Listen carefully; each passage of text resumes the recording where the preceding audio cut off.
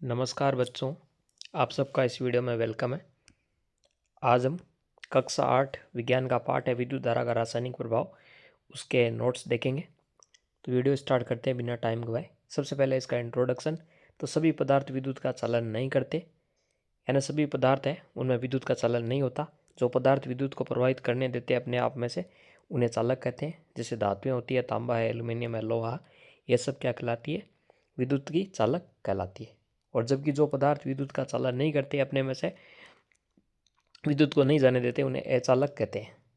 जैसे रबड़ है, प्लास्टिक है, लकड़ी है, सूती कपड़ा है आदि। ठीक है, तो ये था, आपने पिछली कक्षा में पढ़ा था चालक और अचालक या कुचालक कहते हैं का कॉन्सेप्ट।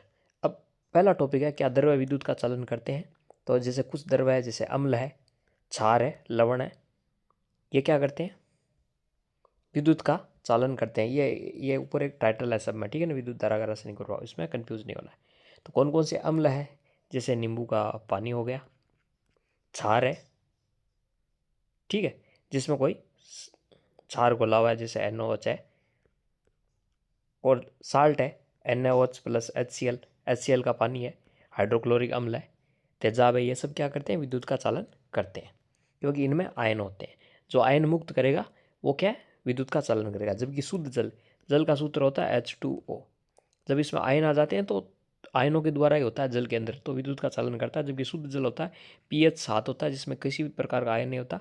इसके अलावा शक्कर का घोल है, तेल आदि, ये विद्युत के अचालक होते हैं, विद्युत का चालन नहीं करते।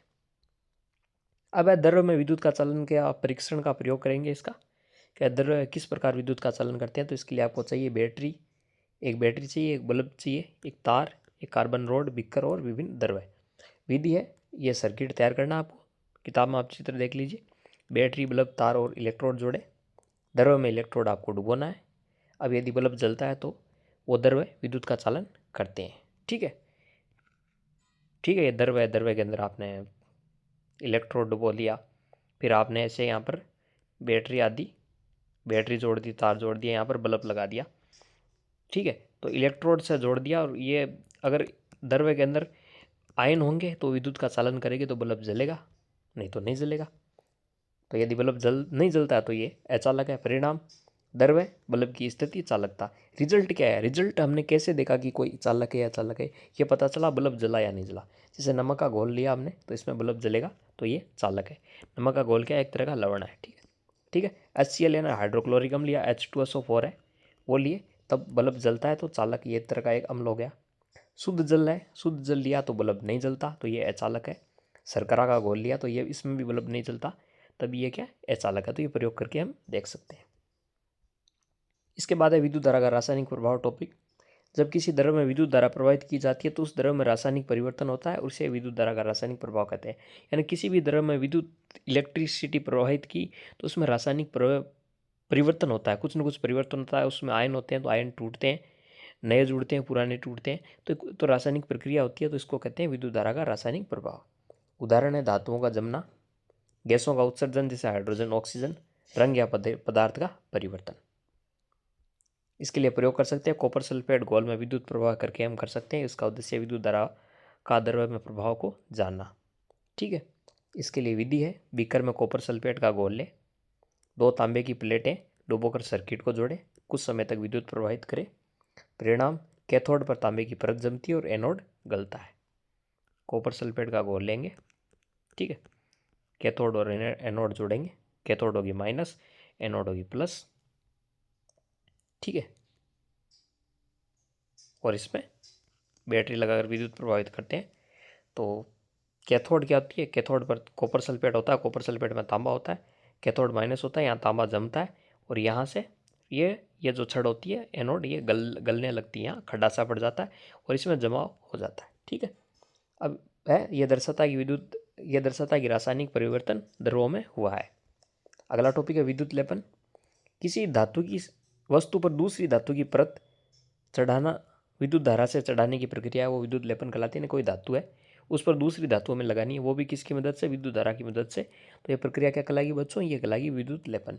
इसकी विधि है, जिस वस्तु पर परत चढ़ानी है उसे कैथोड से जोड़ना है, और जिस धातु की परत चाहिए उसे एनोड से जोड़ना है। इनसे प्लस से जोड़ेंगे जिसकी धातु की परत चाहिए, और जिस पर परत चढ़ानी है उसे कैथोड या ना माइनस से जोड़ेंगे। दोनों को उस धातु के लवणीय घोल में डुबो देंगे और विद्युत प्रवाह करेंगे, इससे परत जम जाएगी। ठीक है, यह है विद्युत लेपन की प्रक्रिया। और इस दौरान रासायनिक अभिक्रिया क्या होती है, एनोड प्रतिक्रिया होती है। एनोड प्लस है, कॉपर का होता है, ये कॉपर +2 में टूट जाता है, 2 इलेक्ट्रॉन मुक्त करता है। जबकि कैथोड क्या होता है, कॉपर 2+ के रूप में होता है, ये 2 इलेक्ट्रॉन ग्रहण करके कॉपर में बदल जाता है। ये उच्च कक्षाओं में आप पढ़ेंगे। ठीक है, इसके उपयोग है, लोहे पर जस्ता या टिन की परत जंग लगाने से बचने, लोहा है, लोहे पर जंग आपने पढ़ा था, लोहे पर जंग लगने लगती है, धीरे धीरे कटने लगता है, तो उसके ऊपर दूसरी परत जैसे कि जस्ता या टिन चढ़ाते तो उसका कि जंग लगने की प्रक्रिया रुक जाती है। आभूषणों पर सोने या चांदी की परत होती है, उस पर चढ़ाई जाती है। उपकरणों पर निकल या क्रोमियम की परत। तो अब विद्युत लेपन के लाभ क्या होते हैं, धातु को जंग से बचाती है, वस्तु को सुंदर और चमकदार बनाते हैं।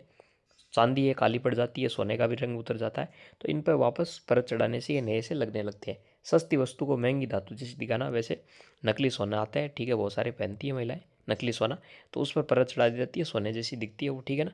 तो वो क्या है, सस्ती वस्तु को महंगी धातु जैसे दूर से देखने पर असली सोना लगेगा।